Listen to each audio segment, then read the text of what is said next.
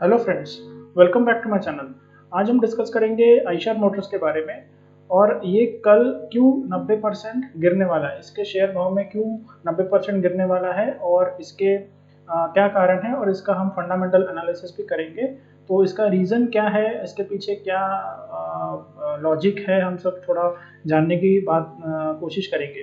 तो चलिए वीडियो की शुरुआत करते हैं। वीडियो शुरू करने से पहले अगर आपको कंटेंट पसंद आ रहा है तो प्लीज़ लाइक करके एनकरेज कीजिए और चैनल को सब्सक्राइब करना ना भूलिए और बेल नोटिफिकेशन को भी दबाना ना भूलिए ताकि आपको मेरे वीडियो के नोटिफिकेशंस मिलते रहे।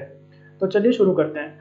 अब आइशर मोटर्स आपको जैसे बहुत मे बी एक्सपेक्टिंग कि बहुत सारे लोगों को पता होगा। आइशर मोटर्स आपको पता है कि बुलेट, क्लासिक, थंडरबर्ड जैसे बहुत अच्छे हिमालयन बाइक्स बनाते हैं। कॉन्टिनेंटल जीटी 650, इंटरसेप्टर 650 ये स्पोर्ट्स बाइक्स है और ये ऑफ रोड्स आप बाइक बोल सकते हो। हिमालय जैसे ऑफ रोड्स होते हैं वहाँ के लिए ये बाइक्स बनाते हैं। तो ये प्रीमियम सेगमेंट को केटर करती है। तो ये मतलब इनका जो टारगेट जो कस्टमर है वो प्रीमियम ग्रुप आप बोल सकते हो, प्रीमियम जो सेगमेंट में केटर करती है। तो नॉर्मली ये 100 सीसी ये सब बाइक्स नहीं सेल करती है, डायरेक्टली 350 300 सीसी से इनके जो कैटेगरीज बाइक की होती है वहाँ से स्टार्ट होती है। तो देखिए ये इनका जो कस्टमर बेस है वो यंग कस्टमर बेस है। इनका यंग मतलब मोस्टली यंग कस्टमर बेस रहता है इसका। देन उसके बाद कुछ मिडिल एज लोग जो था 30 to 35 या फिर 35 to 40 बहुत ऐसे शौकीन बाइक्स वाले होते हैं जो बाइक चलाना बहुत पसंद करते हैं। तो इन पे ये कस्टमर्स होते हैं, तो ये उनको केटर करते हैं। और दूसरी बात करेंगे हम इनके बिजनेस हाइलाइट्स की बात करेंगे कि FY 1920 में जो इनका फाइनेंशियल ईयर 1920 था उसमें इन्होंने कैसा परफॉर्म किया। तो सबसे पहले ये जीरो डेट कंपनी है, तो एक अच्छी बात है, वेरी गुड। उसके बाद इन्होंने 6,98,216 बाइक सेल्स की FY 20 में, 13x इन लास्ट 3 ईयर्स। 9 साल का जो सेल्स था उससे 13x मतलब पिछले 9 साल पहले जो भी इनका सेल्स था उससे 13 गुना उन्होंने बाइक सेल की। तो बहुत बढ़िया। उसके बाद royal Enfield market share in the mid size motorcycle segment is 26.6%। तो ये मिड साइज सेगमेंट के जो बाइक का मार्केट शेयर वहाँ पे ये 26.6% अपना मार्केट शेयर होल्ड करती है। उसके बाद रॉयल एनफील्ड का जो एबिटा मार्जिन है, जो इनका प्रॉफिट आफ्टर मार्जिन जो रहता है, तो वो आता है अप्रोक्सीमेटली 24.3% इनका कहना है। इंडस्ट्री लीडिंग मार्जिन है। और 29.5% इनके कमर्शियल व्हीकल्स जो ये बेचते हैं वहाँ से इनका 29.5% मार्जिन इनका आता है। तो ये इनका कहना है। तो ये FY 19 और 20 के बिजनेस हाइलाइट्स हैं। ठीक है, नेक्स्ट हम बात करते हैं इनके प्रोडक्ट पोर्टफोलियो। ये जैसे बाइक्स बेचते हैं तो आप अगर इनके स्टोर्स पे जाएंगे तो इनके बहुत सारी एक्सेसरीज भी प्रोवाइड करते हैं मोटरसाइकिल के साथ। तो एक पर्टिकुलर एक होल इकोसिस्टम ये प्रोवाइड करते हैं अपने कस्टमर को, पूरा सोल्यूशन प्रोवाइड करते हैं कि भाई आप बाइक खरीद रहे हो तो आप नी कैप भी खरीद लो, आप ग्लव्स भी खरीद लो, आप हेलमेट भी खरीद लो, आप अलग अलग तरीके ये जो सीट्स होते हैं ये सीट्स होते हैं इसमें लगाने के लिए अलग अलग तरह के प्रोडक्ट पोर्टफोलियो ये ऑफर करते हैं अपने कस्टमर को। ये एक तरीके का इकोसिस्टम प्रोवाइड करते हैं अपने पूरे बिजनेस को ग्रो करने के लिए। तो एक काइंड ऑफ आप बोल सकते हो ये इनका एक अदर इनकम भी है बाइक के अलावा। तो ये इनका complete peace of mind with 2 years of manufacture, इनके 2 साल की वारंटी भी ऑफर करते हैं अपने कस्टमर को। ठीक है, उसके बाद हम थोड़ा फाइनेंशियल हाइलाइट्स की बात करते हैं। स्टैंड अलोन बेसिस पे है, मतलब ये सिर्फ और सिर्फ आइशर मोटर्स का है, इसमें उनके कुछ एसोसिएट्स और सब्सिडरीज का इन्वॉल्वमेंट नहीं है। तो प्योरली ये आइशर मोटर्स के रिजल्ट्स हैं। देखिए सेल्स वॉल्यूम देखिए आप, Q1 FY 20 जो था उसमें उनके देखिए वॉल्यूम्स किस तरीके से मतलब मुंह के बल गिरे हैं। देखिए 698,000 बेचते थे FY 20 में, और देखिए यहाँ पे सिर्फ और सिर्फ 182,000 मतलब 1,82,000 की सेल हुई है।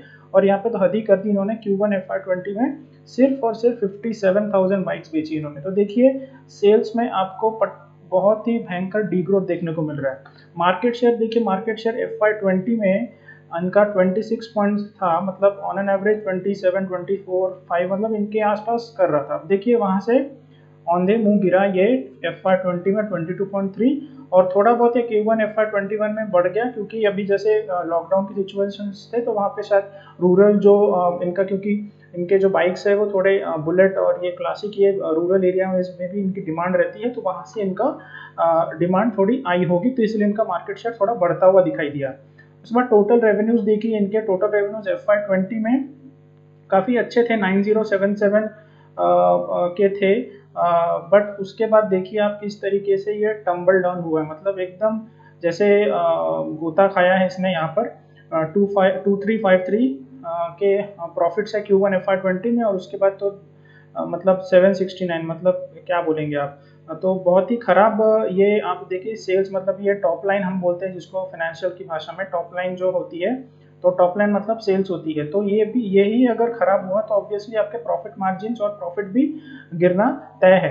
तो इनके रेवेन्यूज गिरते हुए नजर है। उसके बाद देखिए एबिटा मार्जिन, और एबिटा जो मार्जिन बहुत ऑटो सेक्टर में एबिटा मार्जिन बड़े इंपॉर्टेंस रखते हैं, तो उनके देखिए कैसे 30 वैसे पहले देखिए ऐसे ऐसे 30 31 30 मेंटेन करते थे, फिर थोड़ा गिरा 24.3, उसके बाद तो पूरा मतलब खत्म ही हो गया, ये 25.9 पे आ गया इनके मार्जिन, उससे भी नीचे चले गए। Q1 FY21 में तो देखिए दिख ही नहीं रहा है ग्राफ में कहाँ पे क्या है उनके प्रॉफिट मार्जिन, तो ये बहुत खराब रिजल्ट्स हैं। उसके बाद प्रॉफिट आफ्टर टैक्स भी देखिए किस तरीके से, ऑब्वियसली रेवेन्यूज गिरेंगे तो प्रॉफिट आफ्टर टैक्स को हम प्रॉफिट को हम बोलते हैं बॉटम लाइन फाइनेंस की भाषा में, तो बॉटम लाइन भी आपको देखिए बहुत खराब होते हुए नजर आए हैं। 400 पहले 1904 हुआ करते थे FY20 में, उसके पहले 2054, तो आप देख रहे हैं कि ईयर ऑन ईयर इनके परफॉर्मेंस खराब होते जा रहे हैं, और पहले इनका जो मार्केट प्रॉफिट ऐसा बढ़ रहा था, उसके बाद थोड़ा स्टेबल हुआ, उसके बाद एकदम से गिर गया,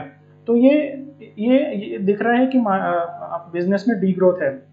नेट कैश इनके बढ़ रहे हैं, क्योंकि इनको मे भी ये एक रीज़न हो सकता है कि ये अपने जो फाइनेंशियल जो कैश फ्लो का ऑपरेशन से जो इनका कैश आ रहा है, ये कहीं और इन्वेस्ट नहीं कर रहे हैं, या फिर न्यू एक्सपेंशन में इन लोग पैसा इन्वेस्ट नहीं कर रहे हैं, तो ये मे भी है कि इनके जो नेट कैश है उनका पैसा बच जा रहा है इनके पास।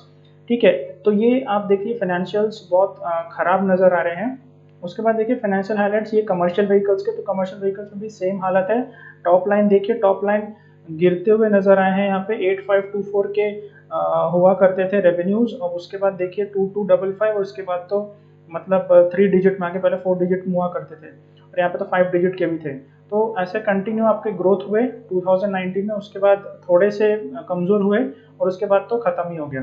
तो एबिटा मार्जिन भी देखिए ये मतलब ये खत्म हो गया, मतलब यहाँ पे नेगेटिव में आ गए एबिटा मार्जिन, और यहाँ पे तो आपके प्रॉफिट आफ्टर टैक्स खत्म ही हो गया, मतलब आपके प्रॉफिट में आपके प्रॉफिट एंड लॉस अकाउंट में आपको लॉस दिखने लगा है। तो बिजनेस क्लियर टू क्लियर आपको दिख रहा है कि कमर्शियल व्हीकल्स और इनके बाइक्स वाला जो बिजनेस है उसमें दोनों में डी ग्रोथ है, और दोनों में आपको लॉस नजर आ रहा है। अब हम प्रॉफिट एंड लॉस स्टेटमेंट देखते हैं इनका कंसोलिडेटेड, अभी जो रिसेंट वाला इन्होंने रिलीज किया था, तो देखिए टू व्हीलर्स के नंबर्स देखिए, आप इसको आप ध्यान से देखिएगा। FY2018 में इनके नंबर्स देखिए, 8,20,000 बाइक बेचते थे।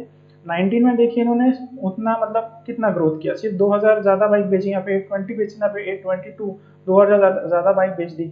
FY2020 में देखिए बिल्कुल डी ग्रोथ है, यहाँ पे देखिए 6,97,000, और यहाँ पे तो मतलब खत्म ही हो गए, मतलब जो जो एक्सपेक्टेशंस रहती है ऐसे बाइक, मतलब प्रीमियम जो बाइक कंपनी है, तो वहाँ से एक्सपेक्टेशन रहती है कि सेल्स बढ़ेंगे, बट ये देखिए मतलब मार्केट की भी एक्सपेक्टेशंस रहती है, बट यहाँ पे आपको डी ग्रोथ बिजनेस में नजर आएगा। रेवेन्यूज देखिए, रेवेन्यूज कंटिन्यू, अब सेल्स घट रहे हैं तो रेवेन्यूज भी आपको कम होते हुए नजर आएंगे। देखिए 9154, और यहाँ पे देखिए 818 करोड़ के सिर्फ बच गए प्रॉफिट। उसके बाद revenues, manufacturing expenses, EBITDA margin देखिए, एबिटा मार्जिन आपको मतलब खत्म ही हो गया, मतलब अब माइनस नेगेटिव ही रहना, नेगेटिव नहीं गया वो बहुत अच्छी बात है, बट पॉजिटिव में स्टिल, बट ओनली 0.5% मार्जिन, और यहाँ पे देखिए 31.3। तो आप देखिए कि सेल्स घट रहे हैं, बिजनेस में डी ग्रोथ है, पूरा डी ग्रोथ दिख रहा है, और वो आपका बॉटम लाइन को अफेक्ट कर रहा है, सेम केस आपका ये top bottom line and top line दोनों को अफेक्ट कर रहा है। उसके बाद देखिए अदर इनकम कुछ खास है नहीं, इनका अदर इनकम भी घटती हुई नजर आई है। उसके बाद प्रॉफिट बिफोर टैक्स देखिए नेगेटिव में प्रॉफिट है, देखिए 3116 करोड़ के प्रॉफिट होते थे, 3297 के प्रॉफिट्स 2019 में 2020 में 2355 करोड़ के, और अभी देखिए negative profit, negative after profit after tax. तो ये क्लियर टू क्लियर मतलब बिजनेस आपको ऐसा खत्म होता हुआ दिख रहा है कि यहाँ पे कुछ बचा ही नहीं है अभी। जैसे आइशर मोटर्स के इसमें ना कमर्शियल व्हीकल साथ दे रहा है, ना आपका बाइक बिजनेस, इनका जो बाइक सेगमेंट है वो काम दे रहा है। तो देखिए PAT two net revenue percent margin पे आपको देखिए नेगेटिव दिखेंगे। तो ये क्लियर दिख रहा है कि बिजनेस में पेन है, इस पर्टिकुलर सेगमेंट जो प्रीमियम सेगमेंट है इसमें पेन दिख रहा है आपको। उसके बाद हम थोड़ा दूसरे पहलू की बात करते हैं, थोड़ा फाइनेंशियल्स की और डीप में जाने की कोशिश करते हैं। इसका करेंट मार्केट प्राइस देखिए 21,700 रुपये का शेयर है ये, और पी देखिए इसका 44.9, करीब करीब 45 आप राउंड फिगर पकड़िए। और रिटर्न ऑन कैपिटल एम्प्लॉयड देखिए 24.58%, आरओई देखिए 19.36। Dividend yield continue dividend pay कर रही है, बट ठीक है उतना उतना अट्रैक्टिव नहीं है। सेल्स ग्रोथ देखिए 3 साल में 9.18% से बढ़े हैं, और 5 साल में केवल और केवल 0.91% भी इन्होंने सेल्स ग्रोथ नहीं किया है। तो एक तरीके से नेगेटिव है इस कंपनी के लिए। अब आप अगर ये आरओई को देखेंगे 19.36, ठीक है, और इसको आप अगर प्राइस टू बुक वैल्यू से कंपेयर करेंगे, इसका प्राइस टू बुक वैल्यू आ रहा है करीब करीब 6 पकड़ लीजिए। तो आप इसको अगर मोटा मोटा आप अगर रिटर्न आप मतलब स्टॉक में आप रिटर्न अगर नेट रिटर्न बात करेंगे तो करीब करीब 2.5 टाइम्स आ रहा है इसका रिटर्न। तो इसका मतलब कुछ भी नहीं है कि आप अगर इतने प्रीमियम एक शेयर खरीद रहे हो, इतना महंगा शेयर खरीद रहे हो मार्केट में, और आपको सिर्फ अगर 2.5 times price to book value के हिसाब से अगर मिल रहा है, तो this is not acceptable at all from this company. It is my analysis, it is my analogy. Okay, उसके बाद नीचे जाते हैं, इसमें क्वार्टरली रिजल्ट का थोड़ा हम एनालिसिस करते हैं। क्वार्टरली रिजल्ट्स में क्या हुआ, सेल्स देखिए 2017 में भाई साहब 2167 करोड़ के सेल्स हुआ करते थे, और अभी देखिए यहाँ पे सिर्फ और सिर्फ 818 करोड़ के सेल हो रहे हैं। मार्च में इनके पिछले 2020 मार्च में, ये क्वार्टर का बता रहा हूँ मैं आपको, 2208 करोड़ के सेल्स हुए थे पिछले क्वार्टर में। और उस टाइम पे देखिए ऑपरेटिंग प्रॉफिट आपके थे 418 करोड़। बट यहाँ पे नोट करने वाली ये बात है कि 2017-2018 आप बेचते थे बाइक 2167, सेल्स होते थे 2167 करोड़ और 2269। सेम यहाँ पे भी उतनी सेल्स हो रहे हैं, मोटा मोटा उतनी आप मान के चले। 2208 यहाँ पे भी हो रहे हैं, 2307 यहाँ पे भी हो रहे हैं। बट मेन बात है कि ऑपरेटिंग प्रॉफिट मार्जिन, इनका मार्जिन कितना हो रहा है। पहले देखिए आप उसी समय पे 21, जब सेम क्वांटिटी के बाइक बेचे थे, 31% ऑपरेटिंग प्रॉफिट मार्जिन, 31%, 24%। और अभी देखिए सेम आप सेल्स कर रहे हो, but still you are making only 19% operating profit margin. अभी तो नेगेटिव ही हो गए, खैर छोड़िए वो बात। बट देखिए आप इतने साल बाद, मतलब 3 से 4 साल बाद आप सेल्स कर रहे हो, बट आपके मार्जिन खत्म होते जा रहे हैं। मार्जिन आपके मतलब बहुत कम हो गए वहां से, मतलब यहाँ से देखिए आप 5-6% मार्जिन आपके कम हो गए। तो यहाँ पे देखिए नेट प्रॉफिट भी आपको मैंने पहले ही बात की कि नेट प्रॉफिट नेगेटिव में आया है, पहले प्रॉफिट्स में थे। तो ऑब्वियसली टॉप लाइन आपका खत्म होगा तो बॉटम लाइन खत्म होना लाजमी है। तो ये देखिए मार्जिन ये बिजनेस में बिल्कुल भी नहीं है। उसके बाद आप देखिए प्रॉफिट एंड लॉस स्टेटमेंट, ये year on year profit and loss statement है।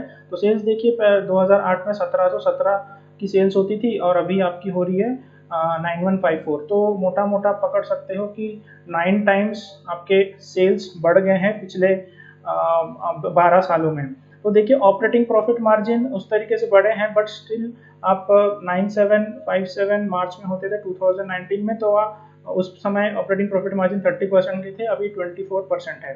तो क्लियर अगर क्वार्टर ऑन क्वार्टर आप देखेंगे तो सेल्स में अभी ईयरली आपको दिख रहा होगा कि यहाँ पे ग्रोथ है, बट क्वार्टर ऑन क्वार्टर आप देखोगे तो बिजनेस में बहुत ज़्यादा पेन आपको देखने को मिलेगा।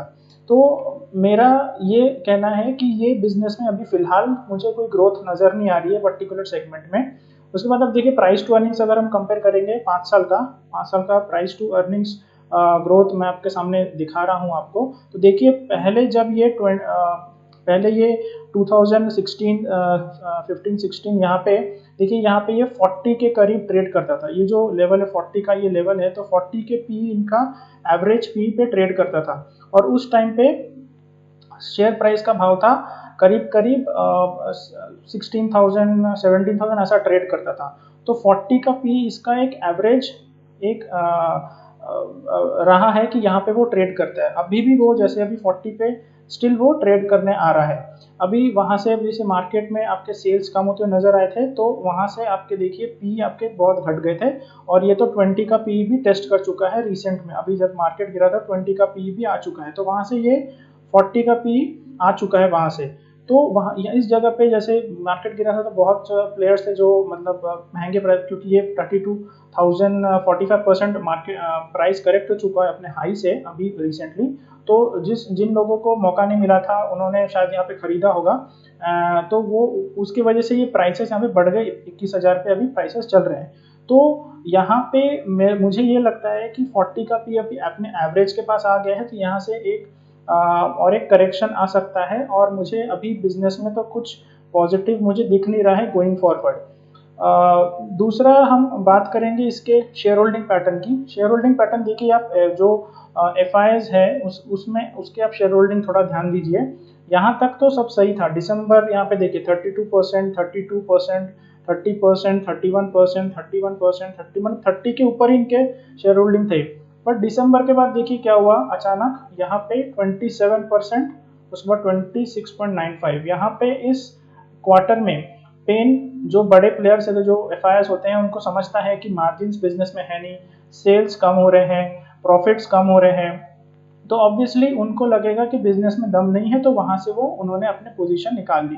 अब प्रमोटर्स के देखिए, प्रमोटर्स के सेम उन्होंने अपनी प्रमोटिंग होल्डिंग कुछ कम नहीं की है। बट एफ जो इस स्टॉक में पहले स्ट्रॉन्ग हैंड्स रखते थे, वो अभी स्ट्रॉन्ग हैंड्स निकल चुके हैं मार्केट से। तो ये भी एक स्टॉक के लिए नेगेटिव है, और उस वजह से भी स्टॉक का जो भाव है वो 45% अपने हाई से करेक्ट कर चुका है। तो ये देखने वाली बात है कि क्यों ऐसा, मतलब अगर बिजनेस में अब दम होता तो ये एफ अपने पैसा जो इतना बिलियन डॉलर्स पैसा लगाते हैं वो नहीं निकालते। तो मुझे इस बिजनेस में अभी फिलहाल कुछ और बार बार मैं बोल रहा हूँ कि ये बिजनेस में अभी फिलहाल कुछ दम नहीं मुझे लग रहा है। उसके बाद आप रिटर्न ऑन कैपिटल एम्प्लॉयड देखिए। रिटर्न ऑन कैपिटल एम्प्लॉयड मतलब जितना आप कैपिटल आपने जितना बिजनेस में लगाया है उसका आपको कितना रिटर्न मिल रहा है। तो सिंपल सीधा सीधा ये आपको इसका मीनिंग होता है। देखिए मार्च 2019 में 41% का आर था, वहां से देखिए 25%, मतलब क्लियर टू क्लियर 16% का डी ग्रोथ आपको यहाँ देखने को मिलेगा ईयर ऑन ईयर। तो यहाँ पे ये अब शेयर प्राइस इतना गिर चुका है, उसके बाद लोगों का इंटरेस्ट नहीं है, एफ यहाँ से अपना पैसा निकाल रहे हैं, तो अब क्या करें। अब प्रमोटर तो चाहती है कि जो ग्रुप के जो प्रमोटर्स वो चाहते हैं कि भाई शेयर के भाव ऊपर जाए, stock price should go up. अब वो क्या करे, वो खुद तो खरीदेगी नहीं कि भाई इतना शेयर प्राइस ऊपर चले जाए। तो उन्होंने एक इसका सोल्यूशन निकाला कि भाई क्या किया जाए। तो उन्होंने क्या बोला कि भैया अभी 21,000 का तो भाव चल रहा है मार्केट में, हम इसको प्राइस को कम कर देते हैं। अब कितना कम करेंगे, अभी उन्होंने डिसाइड किया कि भैया हम एक शेयर के बदले में 10 शेयर देंगे। तो अभी 21,000 का अगर भाव है तो वो करीब करीब, आप जब कल मार्केट खुलेगा तो वो 2100, अभी मैं आपको अप्रॉक्सीमेट फिगर बता रहा हूँ, 2100 के करीब आपको ये कल ट्रेड होता हुआ नजर आएगा, क्योंकि इसका एक्स जो बोनस डेट है वो कल है। तो एक्स बोनस डेट कल होने के कारण ये आपको 21,000 की जगह 2100 पे ट्रेड होता दिखाई देगा, क्योंकि इसके जो पेड अप कैपिटल जो है वहां से ये जितने भी उसके पेड अप कैपिटल है वहां से 90% जो शेयर है वो खत्म हो जाएंगे कल, वो ट्रेड ही नहीं करेंगे, क्योंकि उन्होंने स्प्लिट कर दिया है। तो स्प्लिट में क्या होता है कि आपके पास अगर एक शेयर है तो 10 शेयर हो जाएंगे, तो 10 टाइम्स में बढ़ जाएंगे, तो 100 है तो आपको 1000 मिल जाएंगे। तो सीधा सीधा कैलकुलेशन है ये। तो इसमें अब मुझे ये लग रहा है कि इसको लिक्विडिटी बढ़ाने के लिए, क्योंकि अगर जो मतलब छोटे शेयर रिटेलर्स होते हैं या फिर छोटे जो इन्वेस्टर्स होते हैं उनको लगता है कि भैया 21,000 पे कौन खरीदेगा, एक भी नहीं खरीद पाएंगे। तो अभी अगर 2000 या फिर 2100 में ये मिलेगा तो मे भी हो सकता है इन्वेस्टर्स का इंटरेस्ट बने, जो ट्रेडर्स जो लॉन्ग टर्म वाले हैं उन्होंने सोचा भाई 21,000 में कभी खरीद नहीं पाए तो अभी 2000 में 2100 में खरीद लेंगे। तो इससे क्या होगा कि लिक्विडिटी बढ़ेगी, शेयर में डिमांड बढ़ेगी, तो हो सकता है इस प्राइस को देख के थोड़ा पॉजिटिव मोमेंटम आए शेयर प्राइस में। But in the near term मुझे इस कंपनी में उतना कुछ पॉजिटिव लग नहीं रहा है, क्योंकि बिजनेस कम हो रहा है, सेल्स कम हो रहा है, मार्जिन कम हो रहे हैं, और कंटिन्यू यहाँ से एफआईआईज अपने पोजीशन को ख़त्म कर रहे हैं। प्रमोटर ऑल्दो उन्होंने अपना शेयर होल्डिंग मेंटेन रखा है, बट अभी शेयर में इन्वेस्ट करना मुझे नहीं लगता है, इसमें पर्सनल व्यू है, आपका दूसरा सब्जेक्टिव मैटर है, आपको आपका व्यू अलग हो सकता है। बट जो भी मैं तो नहीं कर रहा हूँ। अगर आपको करना है तो अपनी खुद की एनालिसिस कीजिए, खुद का डिसीजन लीजिए, पैसा आपका है। तो चलिए वीडियो को यही एंड करता हूँ। अगर आपको वीडियो पसंद है तो लाइक करके एनकरेज कीजिए, सब्सक्राइब कीजिए, बेल नोटिफिकेशन को दबाना बिल्कुल ना भूलिए। चलिए मिलते हैं नेक्स्ट वीडियो में। Thank you very much for watching the video.